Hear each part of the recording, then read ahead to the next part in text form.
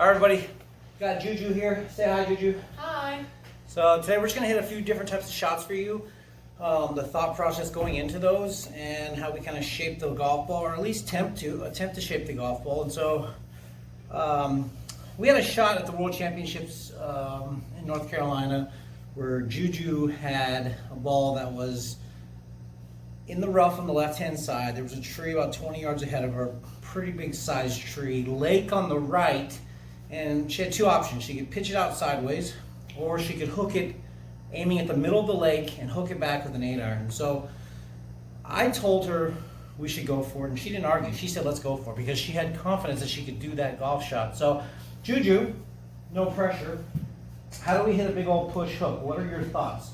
Make sure everyone can hear you. So the first thing that I try and do is the first thing that comes into my mind is I want to take it really inside, and then I try and release as soon as possible, but still keeping the club face and my hands out here and extending. Okay. So I'm able to loop it around the tree. Now in a shot like that, Juju, is it better to overhook it or leave it out in the water? It's way better to overhook it. All right, well, let's see what happens here.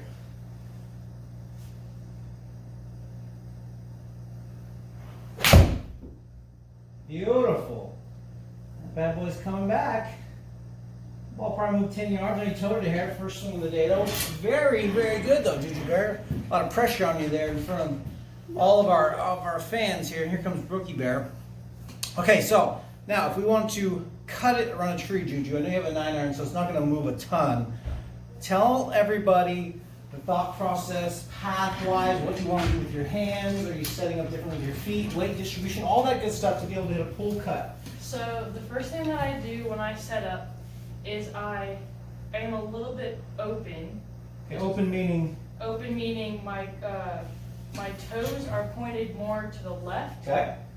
And then I put more weight on my left than my right, Okay. so I'm leaning forward. Okay. Then I take it back, and then I want to try and hit the outside of the ball. Okay.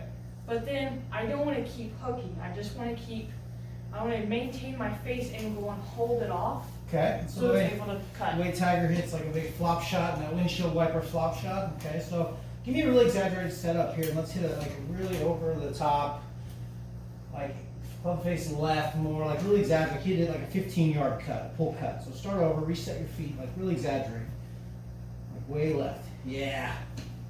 Get that club face left at impact. Big old pull cut. That's trying. It's got plus 310 side spin. Cut a little bit. I love the intent though, and way outside. Juju's swing path is normally somewhere around 1 or half either side of 0, and that was 6 over the top. And so I love the intention, and that ball did cut a couple yards. Probably not as much as she was hoping for, but exactly the right idea to be able to start that ball left and to move it back to the right. And so she did two different things for two different shots, right? If she's going to play a ball that starts to the right and turns around, she's going to make sure that path is exaggerated from the inside. She's going to make sure she's very active with her hands. She's going to make sure that that path continues into out, so that ball will start right of her intended target and come way back to the left. It's the exact opposite if we want to hit a pull cut. We're going to make sure we hit the outer half of the golf ball. Club face is going to be closed. Show them what closed is at impact, right? Really exaggerate. Just closed at impact. Just what's it going to look like? Like this. Really turn it way left, baby. Yeah. No, at impact. Right at the ball. So Just right at the ball. out to in. Out to in, baby. We're going to pull cut. Way out to in, pathways. Way over here. Yeah, like you just did. There you go. Right, so you'll see from the side angle when we split camera this. Right, show it again, honey, real slow. Right, if we're going to play a pull cut, we're going to the outer half of that golf ball. We're going to make sure that club face is left. Right, a lot of people, when they try to hit a shot like this, go ahead and do it again, Juju. Go real slow, go out to in, but then leave the club face wide open. Right, they forget that we have to start this ball left of our intended line. Otherwise, we're just hitting a push slice. And so if we want to hook it into out, club face open and impact with active hands. If we want to hit a push hook, if we want to hit a pull fade, outer half of the golf ball, club face closed, and we're going to hold that club off. Juju, do me a favor, face the camera, turn and face this center camera here, and show me what you're going to do with your hands in very slow motion for a big old release, right? Very slow, so a big old hook release, and then show them what you mean by holding it off for a cut. So back up a little bit so they can make sure they see the face. All the way on the carpet's fine. Go real slow, and just show up, above like baseball style, what the hands are going to do really slow, all right? We're going to hit a big old hook, right? The toe's really going to roll over. Now do it into out, kind of exaggerate. right? Underneath, yeah. That's that shot. We're gonna start it way right and hit a big old hook. Real slow so they can see it. I mean, 0 miles an hour, baby. Real slow. See that face is super active and continually active. And if we're gonna play a cut, real slow, they can see it out and across. That face is gonna be much more stable, right? We're not gonna flip and roll that toe over very aggressively like we normally do when we're trying to play a little bit of a draw. Okay, so something that Juju is very good at is hitting a knockdown. And so talk to me about how you're hitting a knockdown, Juju, all that goes into it. I'm gonna let you just go. So the main thing when hitting a knockdown is it's like a compact swing of your regular swing.